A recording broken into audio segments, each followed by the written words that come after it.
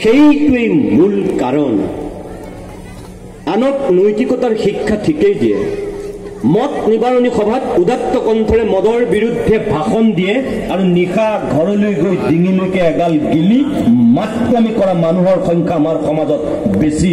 দিনত মদ নিবাৰণী সভাত ভাষণ দিয়ে আৰু নিশা ঘৰলৈ গৈ ডিঙিলৈকে গিলি মাতলামি কৰে। সেই মানুহে আমাৰ সমাজখনক প্ৰতিনিধিত্ব কৰে। তেনেকুৱা মানুহৰ পৰা শিক্ষামন্ত্ৰীলৈকে আপুনি চাওক, মই সকলোকে একাকাৰ কৰি আপোনালোকক কৈছোঁ, আমাৰ যিটো আজি পয়মাল হৈছে, এই পয়মালৰ মূল কাৰণ সেয়াই। যিধৰণে শিক্ষক দায়ী, যিধৰণে সমাজৰ বিভিন্ন শ্ৰেণীৰ মানুহ দায়ী, যিধৰণে চৰকাৰ দায়ী, তেনেকৈ একেবাৰে দায়ী আপুনি আমাৰ শিক্ষামন্ত্ৰীবিলাকক। মই কোনো মোক বেয়া পাব নালাগে, শিক্ষামন্ত্ৰী লগা মোৰ দৃষ্টিত ব্যক্তিত্ব সম্পন্ন মানুহ মই শেষৰজন বিচাৰি পাইছিলোঁ বৃন্দাবন গোস্বামীৰ গাত। মই আপোনালোকক সঁচা কথা কৈছোঁ, শৰৎ বৰকটকীকো কিছু পৰিমাণে মোৰ শিক্ষক লাগে। এজন শিক্ষামন্ত্ৰী হ'বৰ কাৰণে এজন মানুহৰ যিটো জ্ঞান, যিটো ব্যক্তিত্ব, যিটো তেওঁৰ কথা বতৰা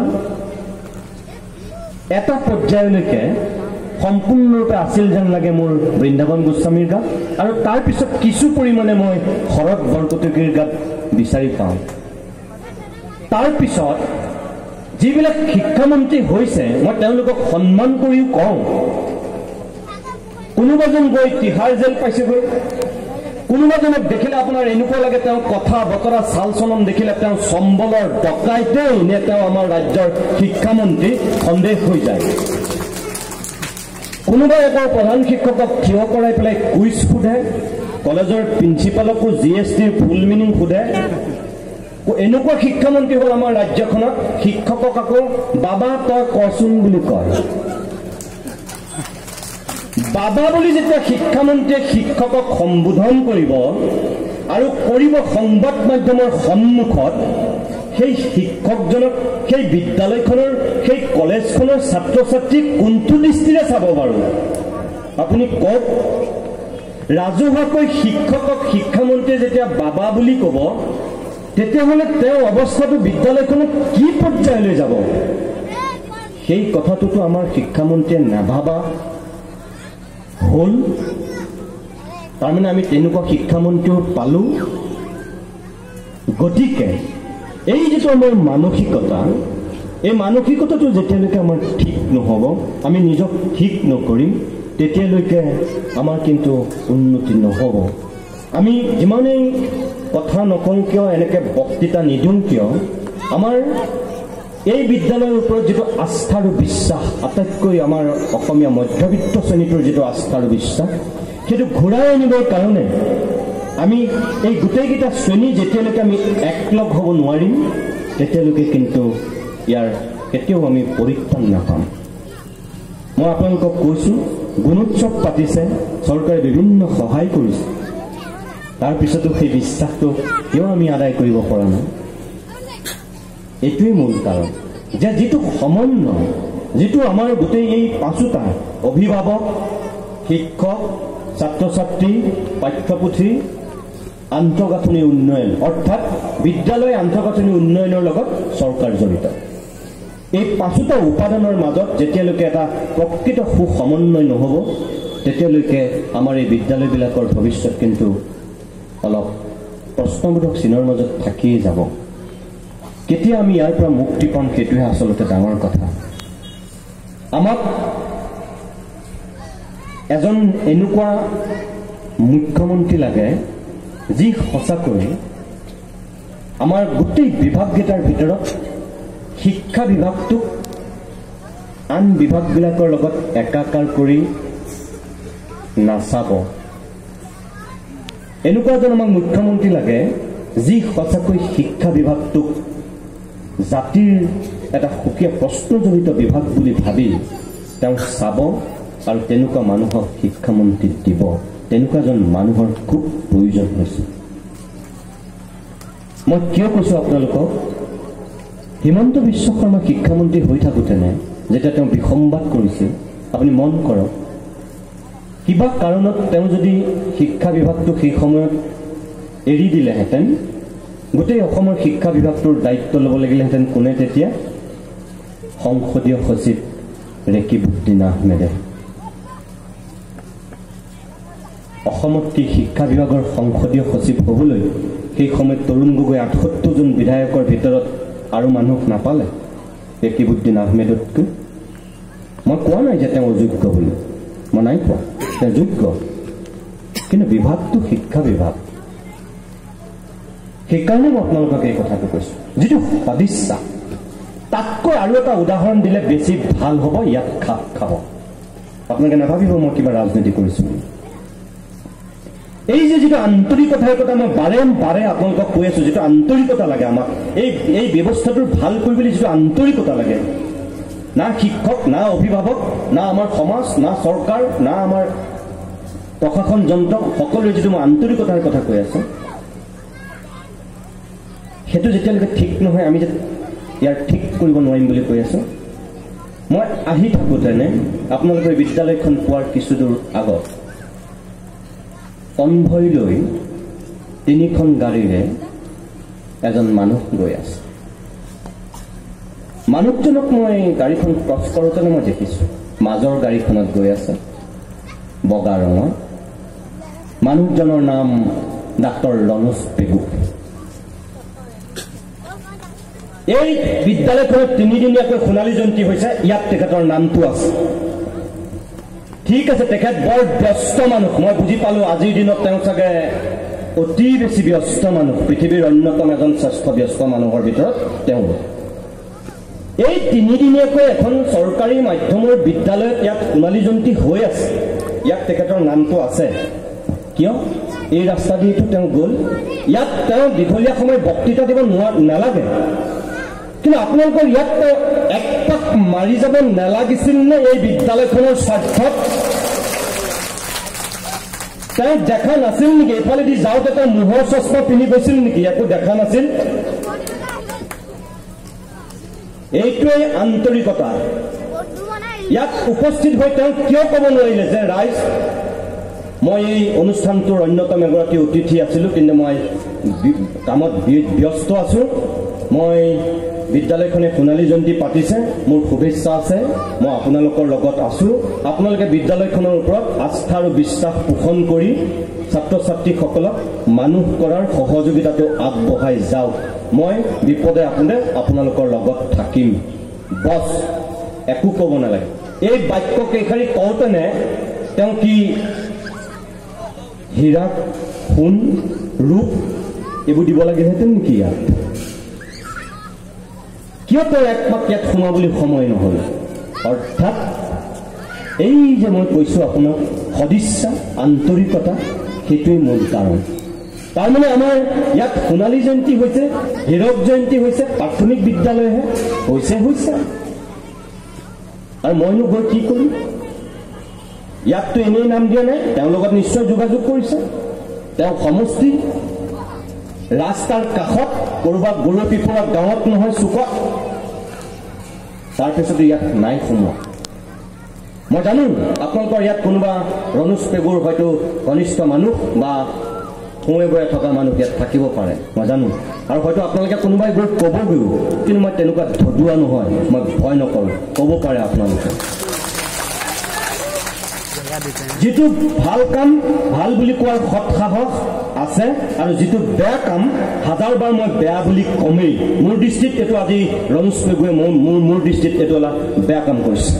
এইফালেদি যাওঁতে অন্ততঃ এই বিদ্যালয়খনত তেওঁ সোমাই যাব পাৰিব লাগিছিল, এষাৰি মাত দিব লাগিছিল। এই বিদ্যালয়খনৰ অভিভাৱকসকলক অন্ততঃ সুখী কৰাৰ স্বাৰ্থত, এই বিদ্যালয়খনৰ শিক্ষক কেইজনক অন্ততঃ এটা সাহস দিয়াৰ স্বাৰ্থত।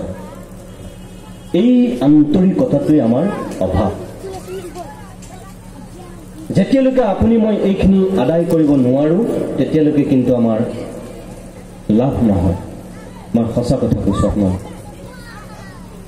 অকল এই কথাখিনি, নিগেটিভ কথাখিনি কৈ থাকিলে আপোনালোকে ভাবিব যে পজিটিভ কথা একোৱেই নাই নেকি?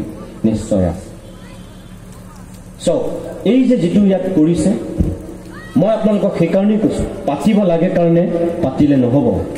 সোণালী জয়ন্তী যেতিয়া ইয়াত আজি পাতিছে ৭১ বছৰত ইয়াৰ শিক্ষকসকলে আৰু ইয়াত আপোনালোক যিসকল অভিভাৱক আছে অন্তত আপোনালোকে এটা সিদ্ধান্ত ল'ব লাগিব যে এই বিদ্যালয়খনক আমি জীয়াই ৰাখিমেই এই বিদ্যালয়খনৰ ভৱিষ্যত উজ্জ্বল কৰাৰ স্বাৰ্থত আমাৰ এটা ভূমিকা থাকিব আপোনালোক জড়িত হওক কেনেকৈ নিজৰ ল'ৰাটোক নিজৰ ছোৱালীজনীক বিদ্যালয়লৈ পঠিয়াই দিয়াৰ পিছত আমাৰ বহুত অভিভাৱকৰ কাম শেষ দায়িত্ব শেষ বছ গ'ল নহয় স্কুল সি হৈ গ'ল কিন্তু একেই অভিভাৱকে বেচৰকাৰী বিদ্যালয়লৈ পঠিয়াই এখন ব্যক্তিগত বিদ্যালয়লৈ পঠিয়াই সেই দায়িত্ব তেনেকৈ কেতিয়াও শেষ কৰিব নোৱাৰে প্ৰতিটো মুহূৰ্তত খবৰ ৰাখিব লাগিব অভিভাৱকৰ সন্মিলন হ'ব তাত উপস্থিত হ'ব বিভিন্ন ধৰণৰ কাৰ্যসূচী হয় প্ৰত্যেকটোতে উপস্থিত থাকে সময় দিয়ে সকলোখিনি কৰে কিন্তু চৰকাৰী বিদ্যালয়ৰ ক্ষেত্ৰত অকল শিক্ষকৰ ওপৰতে সকলো দায়িত্ব এৰি দি অভিভাৱক নিশ্চিন্ত হয়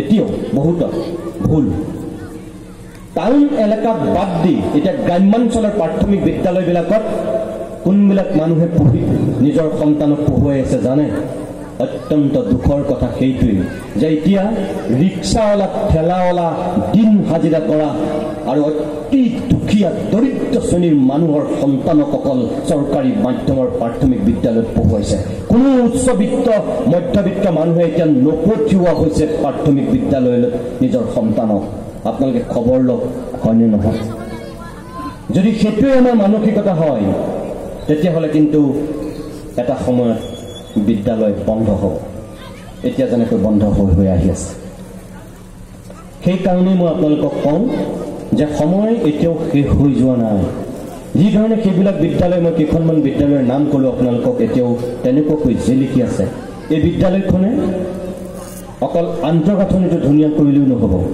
ইয়াৰ যিটো শিক্ষা ব্যৱস্থা ইয়াৰ শিক্ষককেইজনে সেইখিনি ত্যাগ সেইখিনি কষ্ট আৰু সেইখিনি বিশ্বাস প্ৰমাণ কৰি দেখুৱাব পাৰিব লাগিব এই অঞ্চলটোৰ মানুহৰ মাজত যে ইয়াত মানুহ গঢ়াৰ এটা প্ৰশিক্ষণ দিয়া হয় সঁচাকৈ ইয়াত মানুহ গঢ়া হয় এখন সঁচা অৰ্থত কমাৰশাল সেইটো প্ৰমাণ কৰিব পাৰিব লাগিব ইয়াৰ শিক্ষককেইজনে সেইটো দায়িত্ব তেখেতসকলৰ আৰু অভিভাৱকসকলেও সেই ভূমিকাটো নিষ্ঠা আৰু সততাৰে পালন কৰক মোৰ ল'ৰাটো কিমান পাৰ্চেণ্ট পাইছে আমুকতকৈ আমুক চোকা নে গেধা বা তাইতকৈ মোৰ ল'ৰাটোৱে ইমান নম্বৰ বেছি পাবই লাগিব সেই চিন্তাটো আপোনাৰ থাকিব লাগিব সেইটো মই নালাগে বুলি কোৱা নাই কিন্তু আপোনাৰ লক্ষ্য আৰু উদ্দেশ্য কেৱল সেইটো হ'ব নালাগিব আপুনি ল'ৰাটোক আপুনি ছোৱালীজনীক এই বিদ্যালয়লৈ পঠিয়াই ভাল মানুহ হোৱাৰ সপোন দেখক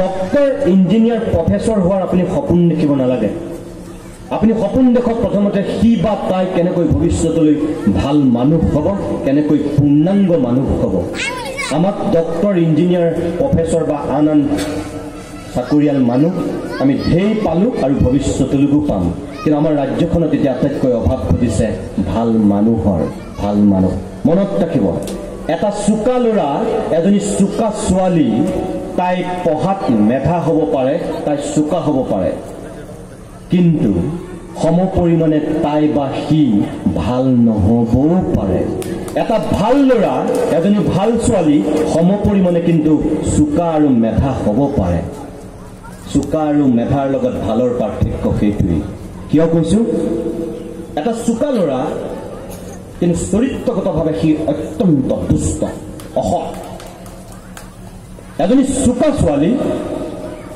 কিন্তু তাই মহা ঘাগু বদমাছৰ শিৰোমণি কিন্তু এটা ভাল ল'ৰা এজনী ভাল ছোৱালী সমপৰিমাণে তাই চোকা তাই মেধা হ'ব পাৰে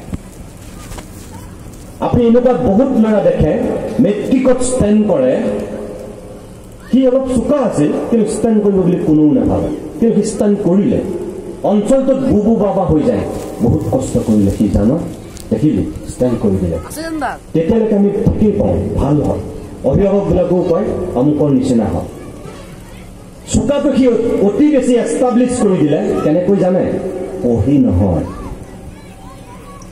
নকল কৰি বা বদমাচি কৰি কেনেকৈ ধৰা পৰে হাই সেকেন্ডাৰি সেই ষ্টেণ্ড কৰা ল'ৰাটো গৈ পেলাই ফেইল কৰে ফেইল কাৰণ সি আৰু নকল কৰিব নোৱাৰিলে তাৰমানে তাক বুজি পাইছে অৰ্থাৎ বহুতো চোকা ল'ৰা তেনেকৈও চোকা হৈ যায় কিন্তু হঠাতে ধুমকেতু খহাৰি খহিও পৰে আমি বহুত তেনেকুৱা দেখিছোঁ আপুনি সেইকাৰণে মন কৰিব এই বিদ্যালয়লৈ যেতিয়া পঠিয়াইছে প্ৰথমৰ পৰাই আপোনাৰ লক্ষ্য হ'ব লাগিব যে আপোনাৰ ল'ৰাটোক আপোনাৰ ছোৱালীজনীক ভাল মানুহ কৰাৰ ভাল মানুহ আৰু সেই ভাল মানুহ কৰিবৰ কাৰণে যিখিনি কৰিব লাগে সেইখিনি কৰক কেৱল চোকা কেৱল কি ষ্টেণ্ড কৰিব লাগিব তাই মেট্ৰিকত ষ্টেণ্ড কৰিব লাগিব হায়াৰ ছেকেণ্ডেৰীত ষ্টেণ্ড কৰিব লাগিব সেই মানসিকতাৰে আপুনি নপঠিয়াব ভুল আমাৰ বহুত অভিভাৱকে সেইটোৱেই কৰে আপোনাৰ ঘৰৰ কাষৰ ল'ৰাটোৱে বেছি নম্বৰ পাব পাৰে তাই নাপাব পাৰে সি নাপাব পাৰে তাৰ কাৰণে তাক আপুনি হাৰাশাস্তি নকৰিব তাই নিজস্ব এটা শক্তি আছে আপুনি তাৰ বা তাই সেই শক্তিটো বুজিবলৈ চেষ্টা কৰক সি কি বিচাৰিছে তাই কি বিচাৰিছে আমি নিজে ডক্টৰ হ'ব বিচাৰিছিলোঁ আমি নিজে ইঞ্জিনিয়াৰ হ'ব বিচাৰিছিলোঁ আমি নিজে প্ৰফেচৰ হ'ব বিচাৰিছিলোঁ বা আমি নিজে ভাল চাকৰি কৰিব বিচাৰিছিলোঁ নোৱাৰিলোঁ জীৱনত আমি হ'ব নোৱাৰিলোঁ তাৰপিছত আমি কি কৰোঁ নিজৰ সপোনটো আমি নিজৰ সন্তানৰ ওপৰত জাপি দিওঁ তই অমুক হ'বই লাগিব তুমি অমুক হ'বই লাগিব কিয় আপুনি নিজে দেখিছিল সপোন হ'ব নোৱাৰিলে আৰু তাৰপিছত তাক বা তাইৰ ওপৰত জাপি দিছে ইয়াতকৈ আৰু জঘন্য পাপ কিবা আছে তাই বা তাৰ কি এটা সপোন নাই সি কি সপোন দেখিব নোৱাৰে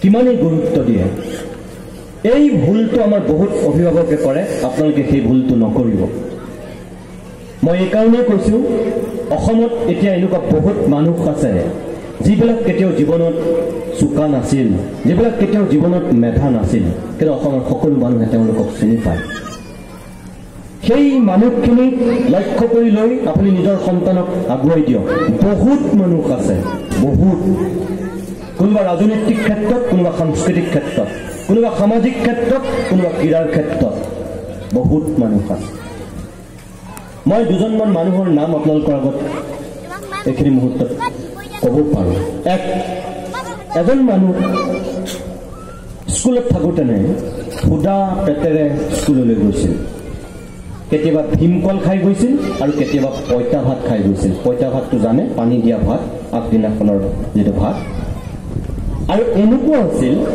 কোনোবা দিনাখন বায়েকে খাইছিল কোনোবা দিনাখন ককায়েকে খাইছিল আৰু কোনোবা দিনাখন ভায়েকে খাইছিল ৰাতিপুৱাৰ সাজ যদি বায়েকে দুপৰীয়াৰ সাজ ভায়েকে আৰু নিশাৰ সাজ ককায়েকে তিনিটা ল'ৰা ছোৱালীয়ে একেলগে কেতিয়াবা খাবলৈও নাপাইছিল স্কুললৈ গৈছিল ভীমকল খাই ভাত নাই ভীমকল খাই গৈছিল কিন্তু তাৰ পিছতো দেউতাক মাকে সেই সন্তানৰ ওপৰত এটা আস্থা ৰাখিছিল স্কুললৈ পঠিয়াই আছিল আধাতে শেষ কৰি দিয়া নাছিল ভীমকল খাই যোৱা ল'ৰাটোৱেও যিমান পাৰে পঢ়িবলৈ চেষ্টা কৰিছিল যে মই পঢ়িবই লাগিব মই ভাল মানুহ হ'বই লাগিব আৰু আপোনালোকে জানি ভাল পাব যে সেই পঁইতা ভাত খাই যোৱা এটা সময়ত ভীমকল খাই যোৱা আৰু কেতিয়াবা হয়তো নিশা ভোকত থাকিব নোৱাৰি পেটত গামোচা বান্ধি থকা সেই মানুহজনে আজি ৰাজ্যখনত আন কৰ্মচাৰীক 1 মাহত দৰমহা দিয়ে 6 কোটি টকা 6 কোটি 1 মাহত দৰমহা দিয়ে আনক মানুহজনৰ নাম ডাক্তৰ নোমল চন্দ্ৰ বৰা GNRCৰ স্বত্বাধিকাৰী মই কোনো সাধু কথা নাই কোৱা আপোনালোকক তেওঁ জীৱিত 4খনকৈ GNRC আজি অসমত নহয় কলকাতাতো তেওঁ GNRC খুলিছে এই নোমল চন্দ্ৰ বৰা সেই প্ৰতিভাৰ অধিকাৰী আছিল খুব অতি বেছি চোকা নহয় কিন্তু মোটামুটিভাৱে তেওঁ চোকা আছিল আৰু তেওঁ দেউতাক মাকে সেই সহযোগিতাই আগবঢ়াইছিল মই এই কথাটো আপোনালোকক এই কাৰণেহে কৈছোঁ যিবিলাক দৰিদ্ৰ মানুহ যিবিলাক অৰ্থনৈতিকভাৱে আনতকৈ পিছপৰা তেওঁলোকে ভাবে যে মোৰ সন্তান কেনেকৈ ভাল মানুহ হ'ব আমুকে দেখোন টিউচনি দিছে আমুকে দেখোন গাড়ীত লৈ গৈছে আমুকে দেখোন এনেকৈ সুবিধা দিছে মই একোৱেই দিব পৰা নাই তেনেকুৱা কোনোবা অভিভাৱকক উদ্দেশ্যে এই কথাটো কৈছোঁ যে ভুল যাৰ প্ৰতিভা আছে য'তেই নাথাকক যেনেকৈ নাথাকক উজলি উঠিবই সি ধেমাজিতেই থাকক তাই লখিমপুৰতেই থাকক এইটো কেতিয়াও ফেক্টৰ হ'বই নোৱাৰে উজলি উঠিবই কোনোবা দুখীয়া ঘৰতে জন্মগ্ৰহণ কৰক বা ক'ৰবাত ডাল দৰিদ্ৰ ভিকসুৰ ঘৰতে জন্মগ্ৰহণ কৰক, উজলি উঠিবই। APJ আব্দুল কালাম, প্ৰাক্তন ৰাষ্ট্ৰপতি, ভাৰতবৰ্ষৰ স্বনামধন্য বিশিষ্ট বিজ্ঞানী, মাছমৰীয়াৰ ঘৰত জন্মগ্ৰহণ কৰিছিল। মাছমৰীয়া আছিল দেউতা। কিন্তু সেই APJ আব্দুল কালাম আজি আপোনালোকে ইয়াত কোনোবাই চিনি নোপোৱা মানুহ আছে জানো? সৌ সিদিনাখনলৈকে কোনো মানুহে তেখেতক নাজানিছিল। অসমৰ এজন মানুহ, ক্লাছ 8লৈকে পঢ়িছিল মাত্ৰ, পঢ়া শুনা কৰিব নোৱাৰিলে, পঢ়া শুনাত গাধা, অৱস্থা পাতিও ভাল নাছিল মোটামুটিভাৱে। কিন্তু সেই মানুহজনক আজি বিশ্বৰ বিভিন্ন বিশ্ববিদ্যালয়ত ভাষণ দিবলৈ মাতে। কোন জানে? সেই মানুহজনৰ নামেই হৈছে অৰণ্য মানৱ যাদৱ পায়েং, ক্লাছ 8লৈকে পঢ়া। কেইদিনমানৰ আগলৈকে প্ৰধানমন্ত্ৰী নৰেন্দ্ৰ মোদীৰ মুখত অসমৰ যদি কাৰোবাৰ নাম আখৈ ফুটা দি ফুটি আছিল, সেই নামটো তৰুণ গগৈ নহয়, সেই নামটো সৰ্বানন্দ সোণোৱাল নহয়। কেইদিনমানৰ আগলৈ ভাৰতবৰ্ষৰ বিভিন্ন সভাই সমিতিয়ে যেতিয়া ভাষণ দি আছিল, অসমৰ এগৰাকী মানুহৰ নাম নৰেন্দ্ৰ মোদীৰ মুখত অনবৰতে শুনিবলৈ পোৱা গৈছে। তাৰ নাম হিমা দাস। হিমা দাস। হিমা কিমান চোকা, কিমান পঢ়া আপোনালোকে হয়তো এতিয়া খবৰ ৰখা নাই, কিন্তু হিমাই যিখিনি কৰিছে তাৰ কাৰণে হিমা আজি ভাৰতবৰ্ষত নহয়, বিশ্বত উজলি উঠিছে। অস্কাৰ ছবিত যে কেতিয়াবা অসমীয়া ছবি এখনে প্ৰতিযোগিতাত অংশগ্ৰহণ কৰিব, দৌৰত নামিব, কোনো কেতিয়াও কল্পনাও কৰা নাছিল। ব্লেইজ ৰকষ্টাৰে দেখুৱাই দিলে যে ৰীমা দাসে কি কৰিব পাৰে। ৰীমা দাস, মই এই নামকেইটা আপোনালোকৰ আগত এই কাৰণেই ক'লো, ভিন্ন ক্ষেত্ৰৰ ভিন্ন মানুহ। কোনোবা ক্ৰীড়া, কোনোবা সাংস্কৃতিক, কোনোবা চিকিৎসা, কোনোবা সামাজিক বননীকৰণ। অৰ্থাৎ চোকা আৰু মেধা হ'লে যে মানুহ প্ৰতিষ্ঠা লাভ কৰে সেইটো কথা নহয়। আপোনাৰ ঘৰৰ প্ৰত্যেকটো সন্তানৰ এটা নিজস্ব প্ৰতিভা আছে। আপুনি সেই প্ৰতিভাটো বুজিবলৈ চাব ঘৰত, যে সি কি ভাল পায়, তাই কি ভাল পায়, খেলি ভাল পায়, গান গাই ভাল পায়, অভিনয় কৰি ভাল পায়, নে কথা কৈ ভাল পায়, কি কৰি ভাল পায়। যদি তাই অনবৰত লিপষ্টিক আঁকি আছে, আইব্ৰো আঁকি আছে, আপুনি মন কৰিব তাই কিমান ধ্যান দি সেইখিনি কৰিছে। সৰু কথা কিন্তু বহুত ডাঙৰ কথা। আপোনাৰ যদি ছোৱালীজনী অনবৰত আইনাৰ সন্মুখত নাচি আছে, আপুনি মন কৰিব যে তাই নাচৰ আগ্ৰহটো কি পৰ্যায়ত। আমাৰ ভুলটো তাতেই হয়। হ'ব লাগিছিল সি ক্ৰিকেটাৰ, আমি বনাব বিচাৰিলোঁ ডক্টৰ। হ'ব লাগিছিল তাই বিউটিচিয়ান, আমি বনাবলৈ চেষ্টা কৰিলোঁ ইঞ্জিনিয়াৰ। লাষ্টত গৈ কি হয়,